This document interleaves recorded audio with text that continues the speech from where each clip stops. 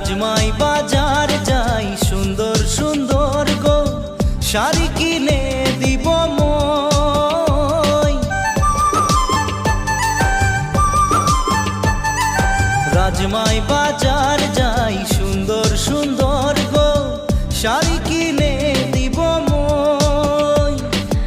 अपन हाथ से खाना बनाई के तुके खुआई দিব মই।